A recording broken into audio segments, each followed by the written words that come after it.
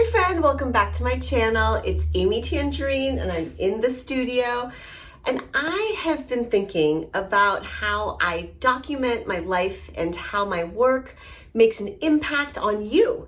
As a creative, as a mom, as a small business owner, it's sometimes a struggle and a juggle to do all the things I want to do.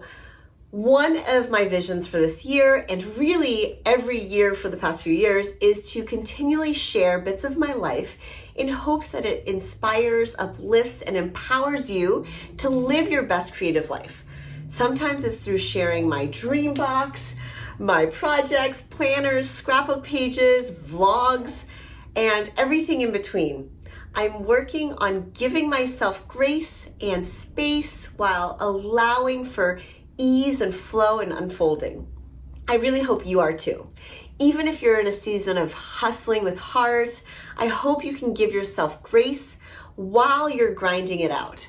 It's important to take thoughtful pauses, even when it's hard and feels like we have to constantly be in a rush. I know that feeling all too well, as I have had a tendency to fall into busying myself. I have, for the last few years, finally welcomed the idea of rest and relaxing and really allowing myself time to do so. Maybe you can relate, as I found worth and value in working and being productive all the time. It's really just as important to prioritize a sense of purpose and calm through restful and mindful ways. Discovering what is best in various seasons of our lives and embracing that it has been one of the more eye-opening experiences for me. Especially as we know that change is a constant and we only really have control over so much in our lives. We can choose what we visualize, the thoughts we think, and the actions we take. Those three things. The rest, well, that remains out of our control. And the good news is that we can really make a huge difference and impact through our words and our actions. I've noticed some changes in different platforms, algorithms, Instagram, YouTube, Twitter, and changes in the way I choose to connect and share, as I have been craving a deeper level of connection lately. Sometimes that just can't be done with limited attention spans. I mean, Instagram Reels, so many Reels. And along with tens and thousands of people as an audience, last fall I really started diving deep and looking at how I wanted to teach workshops online or somehow pull off a retreat somehow. And you may remember Craft a Life You Love retreat I did in 2019 that I just shared about last year. And well, with a global pandemic and variants and a lot of uncertainty and unknowns, it's all been a bit draining, as I'm sure perhaps you can relate. Well, while I was doing some deep diving sessions and realizing that I wanted to turn inward and spend more time focusing on being really intentional and present on an even deeper level, I realized that time keeps flying and things keep happening, and they will continue to do so unless I am willing to truly carve out the time for what I think is most important. Maybe you feel the same way, where there are a ton of things in your life that require your attention and love, personal commitments, professional commitments, work, your family, and sometimes you end up feeling like you're worn down or not prioritizing what really matters most to you. And heck, sometimes you're just so exhausted and feel like you're the last person on your list. Well, I made a commitment to myself a long time ago that I would set strong boundaries to make sure I was prioritizing my peace. And though it definitely has been a practice and a process, I'm happy to report there are some things that I have found to be super helpful for me that maybe I thought I would share with you so that you can glean some wisdom from it too. Sometimes it just takes the right mix of things to come into your life at just the right time, but I really think it's also important to be super intentional and take the time to hone in on what matters most to you. You're likely watching this video because you enjoy creating on paper and also consider yourself a modern day memory keeper. You're creative, you want to be thoughtful around what you make. Let me know in the comments below what your favorite crafts are right now, actually. Though I find myself doing traditional 12 by 12 scrapbook pages every now and then, I have really reassessed how I want to document my life or my family's life with an awareness of using technology and tactile craftiness combined somehow. Though I haven't found just one way of doing this, I think my blend of using my iPhone and paper to record memories is going to be the way to go this year. My hope is that I can share a hybrid of sorts when it comes to creative memory keeping, and that you feel inspired by it. What I've come to realize in my memory planning is that I find pockets of time to do so, and it's not always with good lighting and a tripod nearby to record the top-down process. So as much as I want to share the weeks in my memory planner coming together as I'm going through it, it might be easier right now for me to focus on flip-throughs. I love looking at other people's planners and journals and notebooks and sketchbooks, and always end up learning something that I can take away with me.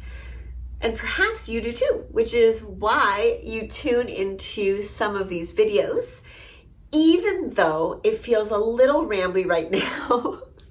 Okay, so all of this to say, I just want to share a glimpse of how our 2022 started, basically with a look at January recorded through one of my favorite projects that was introduced to me by my friend Elise Blvd years ago, which is also an app called 1 Second Every Day. This isn't sponsored in any way by them, but I truly think it is one of the best creative projects that I keep up with and is going to be sustainable for a very long time.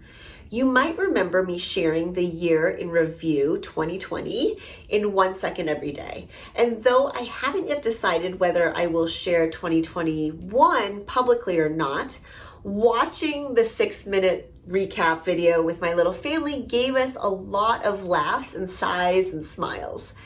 This year, the only thing that I am doing differently is that I'll be allowing myself the freedom to do more than 1 second a day if I feel like it. So here I'm going to share what our January looked like, and you can get a glimpse of what was documented and hopefully enjoyed it.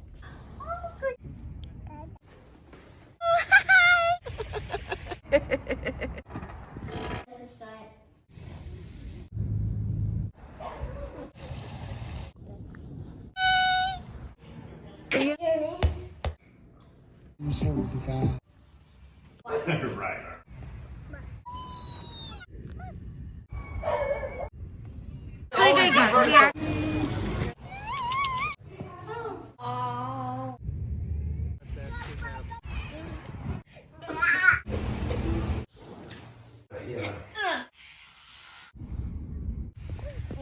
Another thing that really helped me get through January was meditation every single day.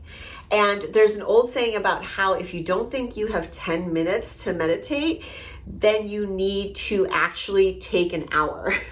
Something along those lines. You get the gist. Hopefully you can carve out 5 to 10 minutes a day to meditate, take a moment, go inward, 15 minutes a day to get creative, which brings me to a flip through of my memory planner where I was able to carve out a few minutes each day to write in, or if I happened to miss out on something, then I would play catch up if there were blanks that needed to be filled, and I would spend longer amounts of time doing that. So here is what my planner looks like currently right now. And I wanted to share with you that this is all a work in progress. My word of the year is flow, and I have it here as a steady, continuous stream of allowing the goodness to grace you. In the moments in between, in the felt yet unseen, move gently in the most heart-centered direction. What do I really want in this life? What if all my needs were met? Some good questions to ask yourself. Then the pages are blank and open. This is the start of January. So I wrote down some January favorites, highlights, mostly kind of occurrence list, what we're listening to, I meditated every day. Here is what the monthly outlook looks like, and you can see that not a lot of it's filled in. I don't mind if I just leave it like this, but if I want to go back and add some little things, I started Wordle, I can go back and fill it in, but I'm okay if it just stays like this as well. Let's create something absolutely amazing.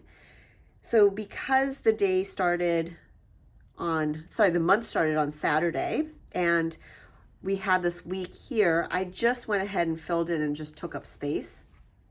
Flow through moments with ease and allow a colorful life.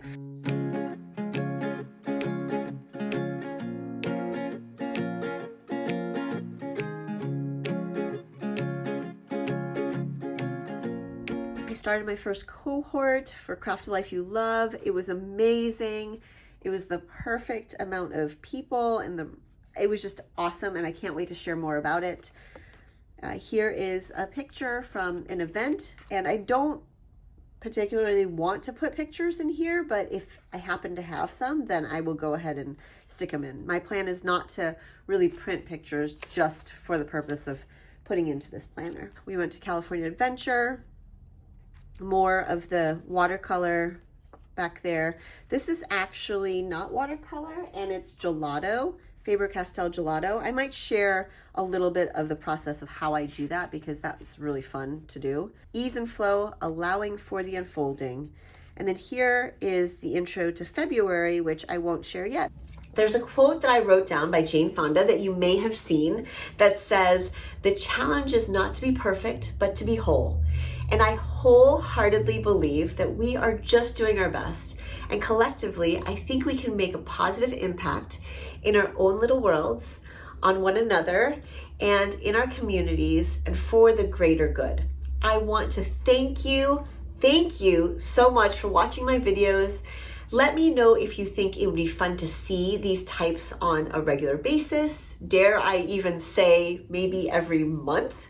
Would you want to see this? Let me know in the comments.